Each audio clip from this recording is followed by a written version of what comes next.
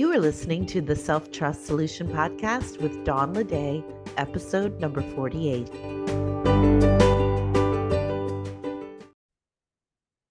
Welcome back. Today we're going to talk about should goals. So these are those goals that perhaps you've been carrying for years without getting the desired results, only to plug them back into your goal list the next year. So we're going to look at why should goals fail and keep making them back on our lists, how to discern when it's time to let them go or to simply take a break. The positive byproduct of choosing what I call an all-in goal and the ways that it can affect other areas of your life.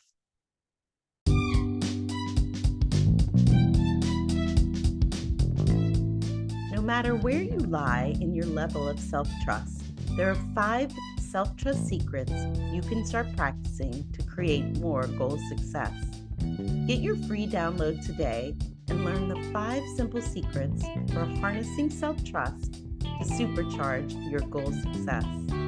Say goodbye to self-doubt and confusion and discover the keys to reigniting your passion for your goals. Grab your copy now at theselftrustcoach.com/5 secrets.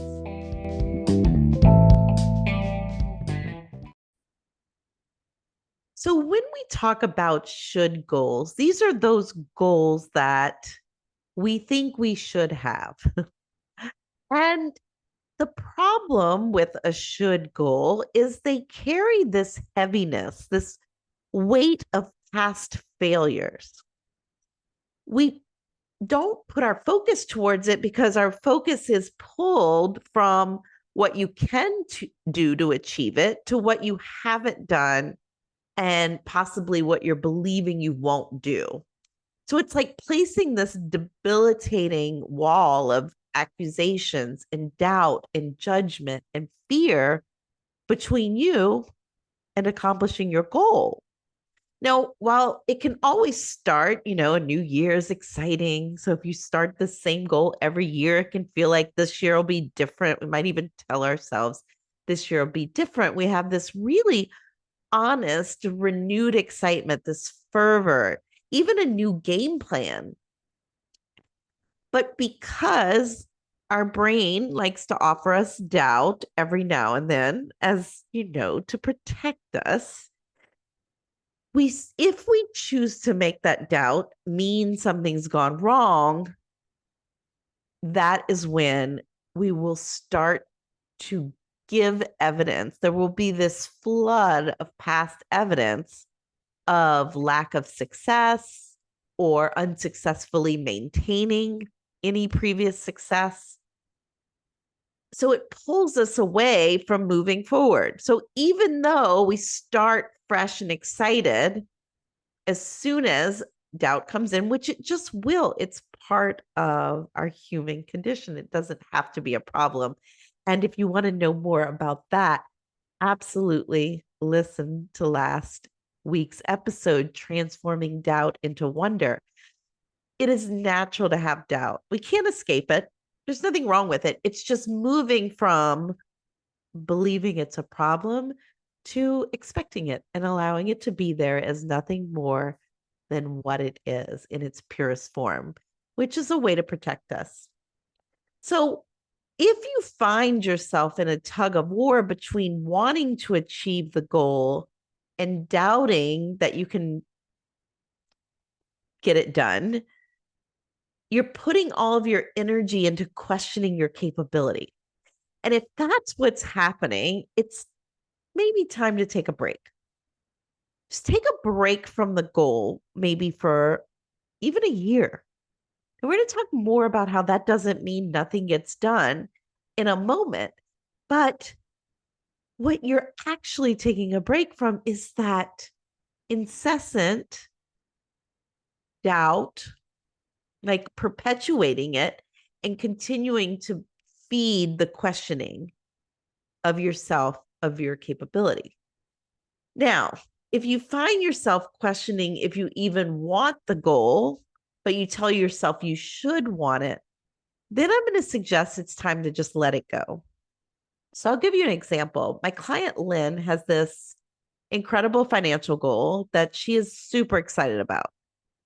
She's tracking progress, she's dedicated, even when it's hard, which of course, there are always points where it's hard.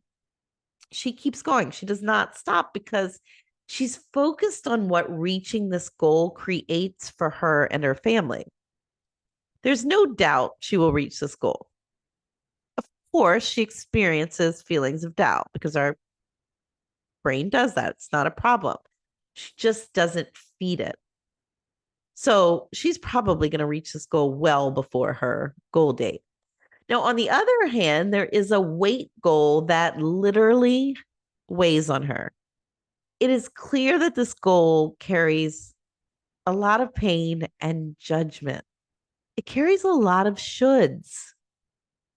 Now, when we look at why she wants this goal, all the reasons are because of past judgments that she received from herself, sometimes others, at various sizes. So, what's so interesting, and maybe you've experienced this too, it's like you remember believing, I needed to lose weight or I needed to be this size. And when you now look back at pictures of when you were judging yourself as not the right size, you notice, oh, that was actually, I was pretty small or I was really healthy, whatever that was. Same here. So it's these judgments based on words that she either interpreted or were outright said, and judgments that she said to herself. So when we look at why she wants this goal, it's less that she wants it, but that she thinks she should, based on sort of this habitual judgment that's been going on, no matter what size she's been ever. And it's never based on her health or how she feels, because when we look at that side of it, she feels amazing. She's super active. She's not on any medications, which is amazing. No medical conditions. She's super strong and has maintained her weight just by listening to her body, not eating when she's not hungry, not overeating when she is hungry. So the only reason to meet this goal, this weight goal that she just keeps passing forward with her each year, is so that she can stop thinking about it, which is exactly what I invited her to do right now. You don't have to actually achieve this goal to stop harping on it for yourself, to stop judging yourself, to stop putting all of your energy and focus on what you haven't created yet, or if you even want to. So she can take all of that energy spent habitually thinking about this goal and put it towards achieving the goal that she already is working towards, that she's so excited about, that she sees herself progressing in. It's what I call the all-in goal. Now, of course, you can have more than one goal in a year. In fact, there's an encouragement that I would give you would be to take this one all-in goal and to break it down into mini goals along the way, because that not only builds momentum, but also gives you opportunities to celebrate wins and creates choice points along the way for opportunities and adjustments. But there is a power to an all-in goal, not only in directed focus and energy, but also in the positive byproduct that this has on other areas of your life. So I used to create a personal and a business goal each year. I noticed that one always got more attention than the other, or the other would get attention when I would get tired of one, and vice versa. So neither got my all. Not that we can't multitask and do a bunch of amazing things. Absolutely agree that we can. But there is a power to an all-in goal. And there is a way to create a win on all sides. So when I used that personal and that business goal and noticing, I would just notice that one was getting more attention than the other, or how I was moving between both. And I would use that against myself. It would create this judgment and negative energy that made everything feel harder. And it was no fun at all, even though things were getting done. But when I focused on one goal, I saw the fruits of that focus and motivated energy spill into the other areas of my life. So when my goal was to create a morning routine that was prioritize spiritual and physical wellness, it was so fun to see the impact this had and still does on my business growth. So my client can see this already, how this could be true for her weight. If she just lets go of the should goal and doesn't just automatically carry that goal forward with all its judgments and its negativity, and she just allows herself to focus on what really matters in that financial goal, where she is motivated, where she is moving forward, she can already see how letting go of the other doesn't mean her weight will increase. It doesn't mean that it necessarily will decrease either. But for sure, she will see the effects of the positive choices she makes in this one goal cycle throughout the rest of her areas. And she actually thinks it will have a positive effect on her weight, meaning that letting go the mental weight of the focus will actually create some loss in physical weight. Super fun. So what will you take away from this episode? My goal is for you to revisit your goals and first identify if any of them are what you would identify as a should goal. Decide whether you should take a break or let them go altogether. Maybe take a break if it's something you still want, but you just need some space from it. You need to release some of that habitual judgment of past failures or not maintaining a goal. On the other hand, really look at your reason for wanting it. If it doesn't hold water anymore, if it's reasons that come from past judgments or past wants that you no longer have, and they've just become these should goals, these habit of carrying it forward, maybe you can let it go.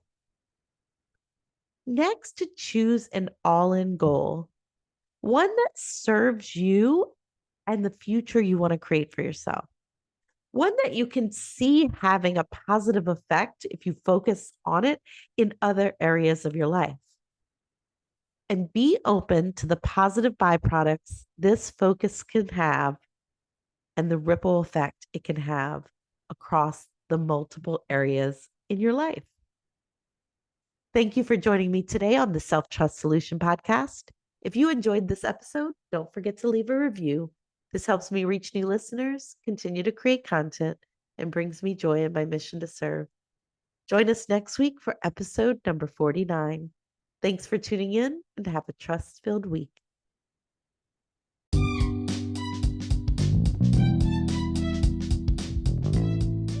Are you ready to achieve your goals without the pain of doubt, fear, and worry?